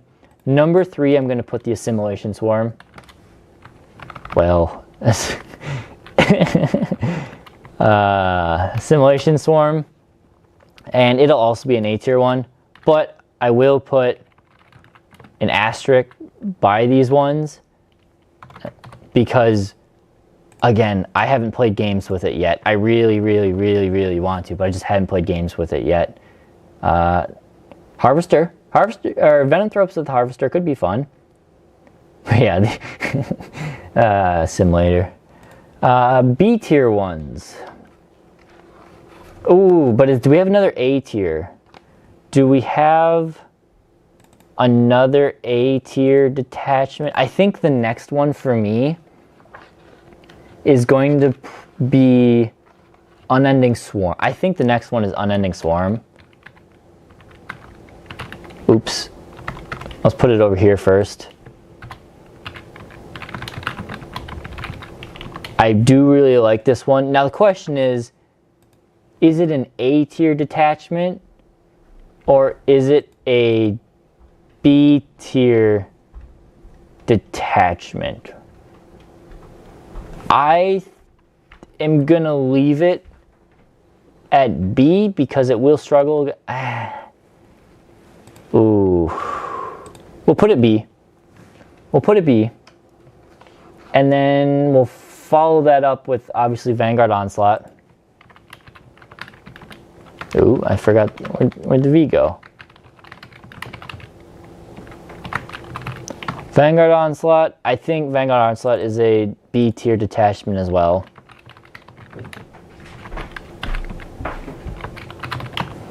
And finally, we are going to put Crusher Stampede down here. Crusher Stampede will do well against certain matchups. That's absolutely for sure. I'm not saying it's horrible, but it is a subpar, average type. I guess subpar and average aren't the same thing, but average detachment. Your monsters will be benefited, but it has good strats too, but I just don't think it's that crazy. My puppy wants to go outside upstairs. You can hear her little bark for excitement. Man, not to get too sidetracked, but puppies, they're insane. Maybe not all of them. My puppy is like a lab inside the size of a 10-pound dog. It just has so much energy. And it's crazy. It's crazy. It's fast. It loves to play. It'd be a great hunting dog if it wasn't 10 pounds, because she loves to track and hunt and pounce on things and fetch and all that stuff. But she had the cone of shame. She's got the cone of shame right now. She's 6 months old. Got the cone of shame. We gave her sedatives because that's what the doctor said. She needs sedatives so she wouldn't be too crazy and ruin her stitches. And it's like they just don't do anything. It makes her take like a 2-hour nap and she's good to go. Zoom in. All puppies are crazy. Yep. Awesome. So that's what I think I have for our detachment here. I don't know. Does anyone disagree with me? Synaptic Nexus, Invasion Fleet, Assimilation Swarm, Unending Swarm, Vanguard Onslaught, and Crusher Stampede.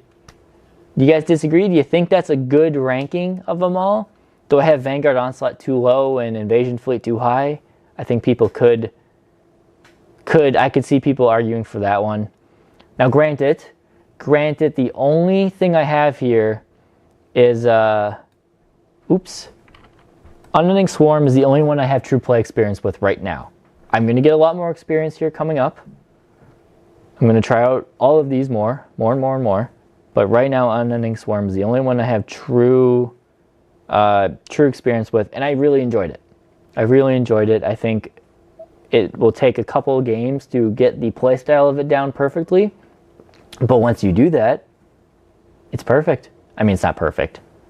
It's a mentally taxing game because you need movement trays and you need to really think about every position of all of your gaunts. You don't just flood your opponent with gaunts. You really have to think everything that each gaunt squad does in order to maximize potential and minimize casualties when it comes to scoring and fighting. But it's got good play. So I think that's everything we've got. We're just coming up on the 2-hour mark. I guess we're at 1 minute or 1 hour 50 right now. But that's what I wanted to cover today, kind of ranking what we think the best detachments are and what we are going to try next. I've got a battle report we're going to be filming tomorrow. No spoilers as to what army it's against. You've seen the army before, so it's nothing new. But we do have a couple other armies in the works. Eldar will be coming on the channel soon. Yeah, Eldar will be coming on the channel soon. We have a few models being painted up that should be here in the next few weeks, and then we'll get a game with them. Right now, we have Eldar, we just don't have the competitive punch we want to show them off on the channel. But we'll get those there. So, what are some questions now that are coming in? Why do you like Synaptic Nexus so good? I think the reason I like Synaptic Nexus so much is that it centers around a lot of the things that the game already focuses us to work on. Like 9th or 10th edition in general is a shooty game. This one just makes shooting substantially better. Rerolling all hit and wound rolls of 1 against 1 to 2 key targets a turn really allow you to focus fire and destroy your opponents. It's got some pretty good enhancements in there. They're not insane, but there's some pretty good enhancements. And you can also play with a bunch of durable monsters. All your durable monsters. I think it just plays towards the meta a little bit better than all the other ones. So that's why I like that one. But I'm not saying that these are like, I'm not saying like Synaptic Nexus is here and then they're all down. I mean, I think they're all pretty close to each other. It's just maybe Synaptic Nexus is a little more beginner friendly too, where Vanguard Onslaught and Unending Swarm are probably a bit more experienced players will maximize them better than a new player. And then Crusher Stampede's Crusher Stampede. So that's why I like that one. Do you think Carnifexes are worth taking? I think Carnifexes are worth taking. I think Carnifexes are great in Invasion Fleet. I think they could be good in an Assimilation Swarm. Healing a little bit there doesn't hurt. Probably not in Unending Swarm. Probably not in Vanguard Onslaught. Maybe you could bring Old One Eye and 2 Carnifexes in a Vanguard Onslaught and have them be your hammer running up the board as your opponent is distracted. Crusher Stampede, it's tough. It's tough to say to bring Crusher Stampede because of the way they the way Old One Eye and 2 Carnifexes work with it. They just don't interact well. Maybe you could bring 3 individuals, or you bring 3 Screamer Killers in Crusher Stampede. I do think Screamer Killers do work well in Synaptic Nexus, but yeah, so that's that one. Like the Vanguard. Where do we like the Termagant? I like the Termagant in Unending Swarm. I think you just need 1, probably not more than that. I think there is an argument to take a Termagant with some Gaunts and Synaptic Nexus. You could give the Termagant the -1 damage buff, so now she's as tough as the old Tyranids, which is really good. There is nothing wrong with having a bunch of Devourer Gaunts getting reroll hits of reroll 1s to hit and wound against a key target with the ability to have lethal hits. Goes a long way, so I think that's pretty good potential there. In Invasion Fleet, you could also make use of a Termagant. You could play a type of Swarm in Invasion Fleet as well, so that's not a bad option as well. So yeah, that's where I like the Termagant. Will the Toxocrine ever be good, or is it doomed to always be a meme tier unit? I want to say yes, the Toxocrine will be good. I think the Toxocrine can be good in some of these attachments. My issue, and it will always be my issue, is let me grab the Toxocrine and I'll explain it. It's right over here. We've got my Toxocrine. He's an old one. Old paint scheme. And let me get his tentacles because that's the whole important part. Alright, here we go. So, we got a Toxocrine. Oh, you can't see him. Magnetize mine here. So, bada bing. Bada boom. So this is your Toxocrine. He's a pretty cool unit. He's got really good damage output, but the problem is he has a huge footprint, and the way 10th edition line of sight works, if you can see the tip of this tentacle, then you can shoot him. So with this thing walking around with such a big footprint, he's going to be shot. There is no building typically in 40k where this model can be hidden. Now, I don't want to say model to advantage, but if your opponent allows you to play with taking these off, or if the model is equipped so the tentacles were like this on the, well, let's see, let's go this way, where they're like on the left and not the right, then that would be pretty good. But the problem is he's so big. He just takes up so much of a footprint. I do want him to be good. I really do. Trust me, I want the Toxocrine to be good. I think he has potential. I just can't get around how big his footprint is, and it really hampers him. Not only in the movement of the game, because you might go up against an opponent in an event where he's like, yeah, you know, if you can't fit your tentacles through there, you can't go through there, and that's annoying. Or, oh, I can see the tip of your tentacle that's nowhere near your body. Here's 12 damage. It's like, okay, whatever. So it was, I think it was old 6th and 7th edition, 8th edition maybe even, where you had to see the base in order to shoot the model. that was a rule I liked, and I bummed they got rid of it, because when that rule changed, so did the Toxocrine's usability. So that's my sadness on Toxocrine. That is, but I do like them. So I think we can well, let's see what's this one. Hive mind grows. Hive mind grows. Absolutely, Hive mind always grows. Neurolictor in each detachment for the buff. Yeah, Neurolictor. Definitely, every detachment should have a Neurolictor in your list. Go buy them. Sorry, I'll shill for GW's new model, but they're doing it for themselves. Such a good model. But yeah, that's everything I've got. Get your last questions, super chats in if you want to do that. Thank you very much for all of you staying tuned. It's been a good 2 hours. Been fun. Really liked it. And I think we can then wrap it up. We got our final rankings here, and I'm pretty happy with it. So yeah, Battle Report, recording 1 tomorrow. I am going to be trying out Synaptic Nexus. I don't have all of the models I want to make it good. I think you really do need to. I do think you need 2 Maleceptors in a Synaptic Nexus list. I don't have 2. I have 1. I'm trying to get more, but they're expensive. Maleceptors are expensive models, so it's tough to get more of them. I do want 1 more so I can play. I want to magnetize them, make them look good, so I could run double Toxocrine or double Maleceptor. It's possible, but yeah, Maleceptors are pricey, and I've put the new models over. The new models obviously have higher priority over some of the older ones right now. I think the Death Leaper could fit in every list. Yeah, no, absolutely. I would put the Death Leaper in almost every list. It's so good. It's so cheap. The Death Leaper is so cheap for what it can do. It's hard not to include it. If it was like 100 points, maybe not. But at 70, yes.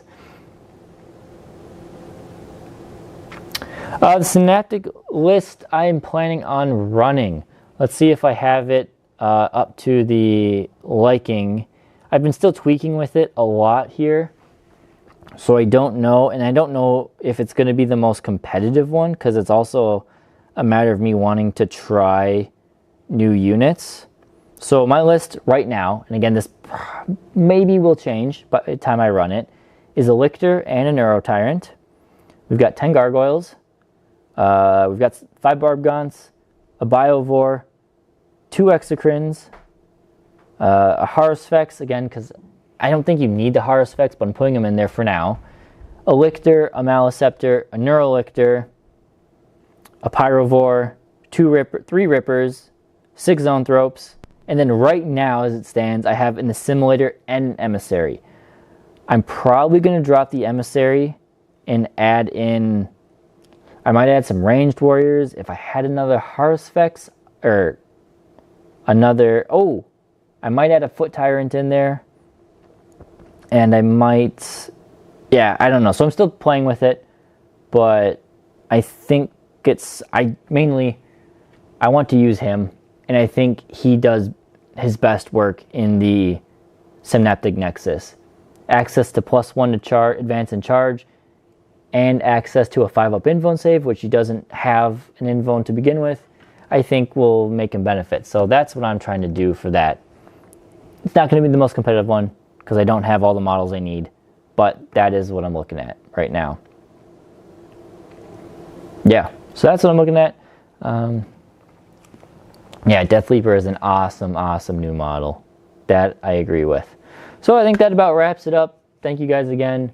Thank you for watching. If you're watching the stream after the fact, well, I'm glad you still hopefully got some enjoyment out of it. Let me know in the comments if you disagree with my rankings on the final bit here of the Nexus, or of the detachments, and let me know in your in comments which one you think is your favorite detachment. Maybe not necessarily the most competitive, but what is your favorite one that you are looking forward to running?